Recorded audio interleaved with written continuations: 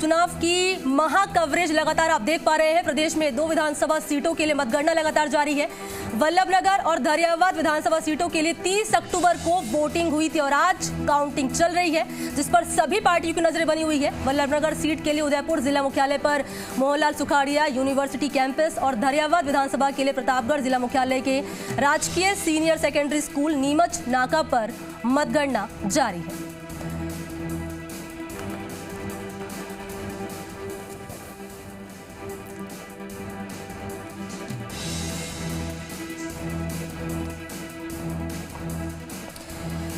तो मतगणना लगातार जारी है। क्या चुनावी समीकरण फिलहाल बनते हुए नजर आ रहे हैं, क्योंकि पल पल की अपडेट आप जी राजस्थान पर देख पा रहे हैं और इसी चुनावी समीकरण को समझने की कोशिश करेंगे। हमारे मेहमान हमारे साथ लगातार बने हुए हैं। श्याम सुंदर जी वरिष्ठ पत्रकार हैं, मेरे साथ लगातार बने हुए हैं, और इसके अलावा अरुण जी कांग्रेस पार्टी से जुड़ चुके हैं।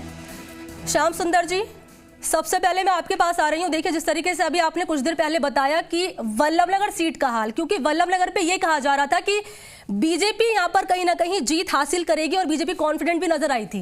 बीजेपी ने दावा भी किया था कि भाई हम ही जीतेंगे, लेकिन फिलहाल जो रुझान सामने आ रहे हैं वो ये दर्शा रहे हैं कि कांग्रेस यहाँ पर आगे चल रही है। आपसे समीकरण समझना चाहूंगी और इसके पीछे की वजह।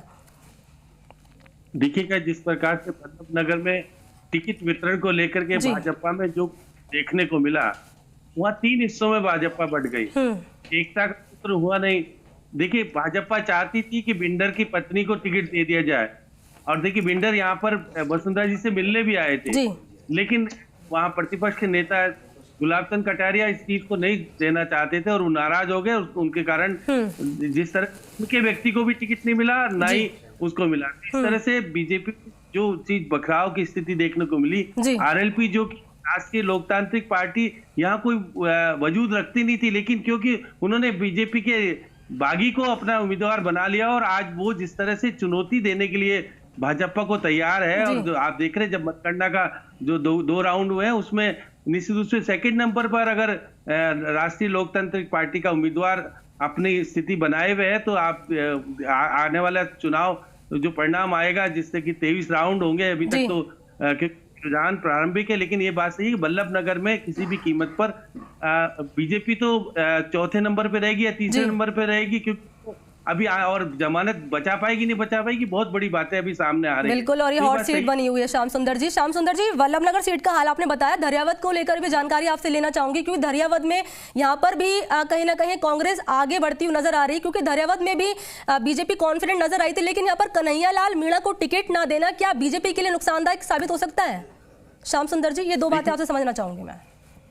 देखिए, धरियावद में जिस प्रकार से कन्हैयालाल जो उनके पुत्र थे ठीक है, तो उनको टिकट नहीं दिया, तो मुख्यमंत्री जी जब वहां पर चुनाव प्रचार करने गए थे, तो उनके घर ले गए थे। उनको श्रद्धांजलि देने के बाद उन्होंने कहा कि भाजपा अगर विधायक के लिए प्रति समर्पित थी, तो उनके पुत्र को टिकट क्यों नहीं दिया गया? उन्होंने सवाल किए थे खड़े। तो सवाल के बाद आज जब मतगणना हो रही है, देखिए नागराज मीणा जो कांग्रेस के उम्मीदवार हैं, 2 बार पहले भी चुनाव लड़ चुके हैं। इसी स्थिति में गौतम मीणा अब नहीं है, और उनके पुत्र को कोशिश की गई थी मनाने की, उनको प्रदेश का मंत्री भी बनाया गया और वहां के चुनाव को अपने पक्ष में करने के लिए भाजपा ने देखिए केंद्रीय मंत्री को भी ले आए, अर्जुन मुंडा को, लेकिन और अरुण सिंह खुद भी चुनाव में रहे और सतीश पूनिया ने कोशिश की बहुत तरीके से, लेकिन वसुंधरा जी से बहुत दूर रही, क्योंकि वसुंधरा जी का वजूद दोनों ही जगह है। आप देखिए कि अगर मेवाड़ की बात करें,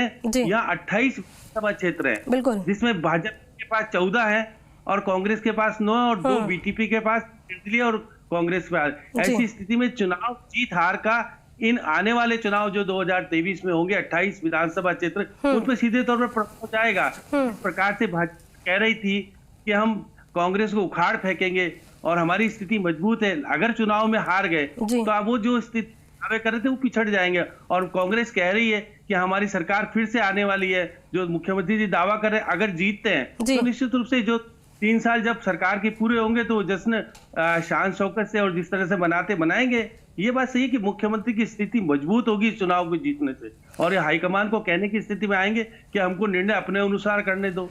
तो बहुत सारी चीजें हैं। यहाँ का चुनाव का फैसला निश्चित रूप से राजनीति में एक नई पैदा करेगा, संदेश देगा, चाहे सतीश पूनिया हो, अरुण सिंह हो या इनके जो केंद्रीय मंत्री लाए थे, देखिएगा विधि राज्य मंत्री जो बघेल आए थे, उन्होंने जिस प्रकार से चुनाव में जो कुछ बोला उसका प्रभाव विपरीत देखने को मिलता है। तो कहेंगे कि ऐसे व्यक्ति को लाते क्यों जो विवादित बने। जिस प्रकार से खुद गुलाब चंद कटारिया विवादित हो गए थे, इसलिए उनको चुनाव से बल्लभनगर से तो पूरी तरह दूर ही रखा। वो दरियावत में रहे, दरियावत में भी अगर स्थिति विपरीत जाती है तो निश्चित रूप से जिस प्रकार गुलाब चंद कटारिया वहां पर सशक्त और मजबूत नेता माने जाते हैं, उनकी पकड़ कमजोर मानी जाएगी और आने वाले समय में वो जिस प्रकार से निर्णय करते हैं टिकट देने करने में, वो नहीं हो पाएगा। तो बहुत बीजेपी में भी अलग संदेश आएगा। वसुंधरा जी वापस से सक्रिय होंगी, किस प्रकार से क्या होगा, बहुत बड़ी चीजें। बिल्कुल श्याम सुंदर, जैसे आपने बताया कि मेवाड़ के 7 जिलों की 35 सीटों में से वर्तमान में 33 विधायकों में कांग्रेस के पास है।